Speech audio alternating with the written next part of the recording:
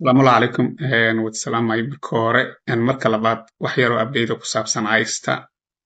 maanta taariikhdu waa bisha koobaad 9-keeda 2026 inteeni xalay aan isla soconay shirkii jaraa'id ee maanta uu qabtay ninka la yiraahdo Tom Holmes oo ah ninka gobolka uu soo diray madaxweyne Trump ee haysta madaxda looga soo dhigay ninka shirkiisii jaraa'id nuxurkiisu wuxuu ahay wuxuu difaacay operationka ICE inay howsha ay sii wado inay waxay shaqada ay qabanaysay shaqo fiican ahayd walow ay khaladaad ay samaysay jiraan operation dhammaystiran oo matalan oo wanaagsanin inuusan jirin waxaa kaloo sheegay shaqadu in halkeeda kasii soconayso mar la weydiiyey stateka ma ka baxaysin wuxuu shuruud ka dhigay markii stateka waxaan ka baxaynaa markii madaxda gobolku ay u hoggaansamaan dalabyadeena ay wada shaqayn ay anaga iyagana dhex marto ayna ogolaadaan waxyaabaha aan ka dalbanayn inay sameeyaan marka waxyaabaha ay ka dalbanayaan inuu stateku sameeyo waxa ka mid ah maalmo dhaweed dalabaadkii hore inuu sidii u taagan yahay kala warka mahaayo laakiin in xog badan la siiyo oo ku saabsan dadka stateka joogo oo codeeyo xogtooda in la siiyo matalan dadka muxuu ahay cayrta qaato ee stateka ku sugan qofka soo welfare qaato xogtiisa in la siiyo waxyaabahaas markii hore dalbanayeen hadda sheekadu laakiin waxaan maqlaayay dalabka waxaa kaloo ku jiro in stateka booliisku sahaydiisa matalan sharci fulintu ay la shaqeeyaan boolisku iyo inay la shaqeeyaan ICE-ta oo ay operationka ay ka caawiyaan ICE marka howlaha ay ayagu qabsanayaan meelaha qaarkood sida istiidada kale ka dhacdo loo soo sheego la yirahdo qof maaragtahay muhaajira meeshan joogo qof dambiila halkan joogo in matalan xogta lasoo siiyo oo qaabkaas wada shaqayn noocaas la samaysto ay rabaan stateku waxay ku adkaysanayaan habdhaqanka ICE inaanan la aqbali karin statekan argagax uu geliyay dhaqaalihii iyo wax kasta uu saameeyey nolosha uu saameeyey in ciidamadan tirada badan stateka laga saaro ayay ku adkaysanayaan duqa magaalada Minneapolis iyo governorku intaas ku adkaysanayaan qolyahan Trumpne waxay leeyihiin anaga haddaanan hadalkeena la yeelin anaguna meel uma soconno marka sheekadu halkaasay kala maraysaa waa hal iyo hal maxaa marka isbedelayo hadda soo socdo oo matalan la filayaa dimuqraadigu waxay ayaguna leeyihiin lacagta lama ansixinayo miisaaniyadda ilaa ay federaalku ay matalan habdhaqanka ICE in booliskooda dhan kamerada lagu xiro inay matalan qaabkay ula dhaqmayaan dadka ay joojiyaan habdhaqan cusub iyo nidaam cusub iyo xeerar cusub inta looga samaynayo lacagta ma ansixinaynay leeyihiin lacagta ay ka mid tahay miisaaniyadda ICE oo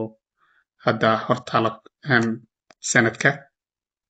taasna halkaasay maraysaa berri oo taariikhdu tahay 30-ka bisha koobaad 2026 waxaa dhici doono mudaharaad iyo shaqo joojin dalkoo dhan ah marka laga yaabay arrintaas inay culays soo dedejiso dalkoo dhan maalin dhaweed gobolka Minnesota oo dhan shutdown oo ahaa maalintii bishii 23 ay ahayd meel furnayd ma lahayn dhammaan mudaharada la iskugu tagay si dowladda culays loo saaro haddana kan dhacayo berri oo 30-ka ah waa dalkoo dhan ayuu mudaharaadkaas ka dhacaya dalkoo dhan ayaa la xiraya berri ilaa marka laga tago shaqooyinka oo emergency-ga shaqooyinka daruuriga waxyaabahaas marka laga tago wixii kaleeto dhan waa xirmayaan marka taas inay isbeddel keento waa suuragal waxaa kaloo suuragal ah inay isbeddel ka yimaado ICE matalan haddii dhaqaale loo waayo inuu isbeddel ka yimaado dhacdooyinka marka aan rabo aan kusoo gabagabeynayaa marka aan kasoo tago wixii update ku saabsanay ICE iyo habdhaqankeedii iyo maamulka cusub iyo wixii lagala kulmay hadda dhowr dhacda ayaa lasoo sheegay. Horta dadkii xirxirnay oon xogtooda idinku maqnaay weli waa xiran yihiin. Dadka xiran waxaa ka mid ah wiil suuxdin qabo oo I-94 haysto oo qaxootinimo lagu keenay oo matalan oo ku xiran gobolka Texas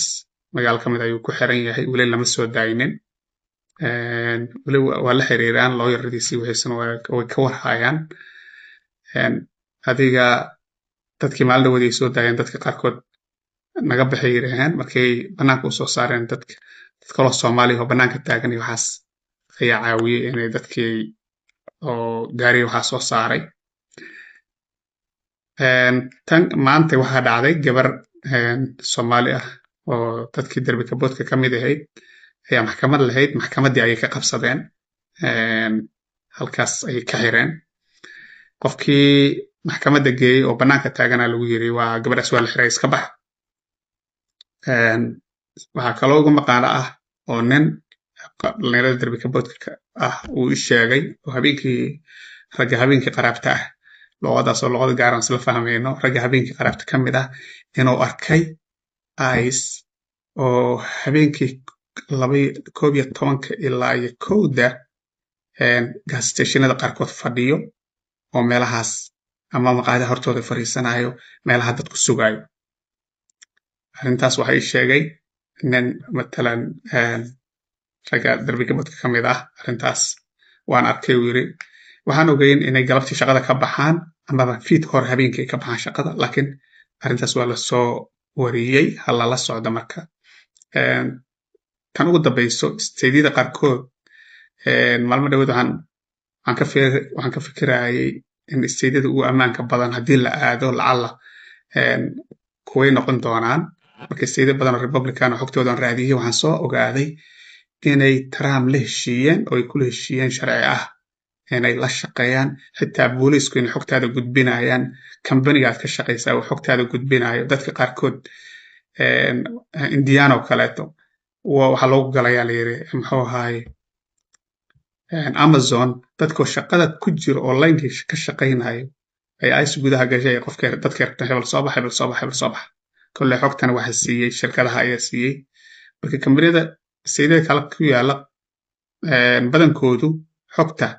waxay siinayaan la yiri ICE booliisku wuu caawinayaa matalan hadiiba in lagu soo sheego si matalan ay ICE meelaha ka qabsato marka taasna sayidada kala ka maqlay. Isbedel ay iman doono insha Allah waxaan rajaynayaa inuu isbedel lagu diirsado oo ku imaado markii Britole mudaharaad aan taariikhda hore loo arkin xilliga dhow inta la og yahay dalkoo dhan bari mudaharaad laga sameeyo iyadoo looga jawaabayo habdhaqanka ICE. Taasaan rajaynaynaa in isbedel keento iyo cadaadiska uu dimuqraadigu ay saarayaan matalan inay biilasha amaba lacagaha miisaaniyadda meel mariyaan. Wixii insha Allah soo kordha waa idila soo socodsiin doonaa hala dadaalo. Allah idin amaansado. Salaam Allah.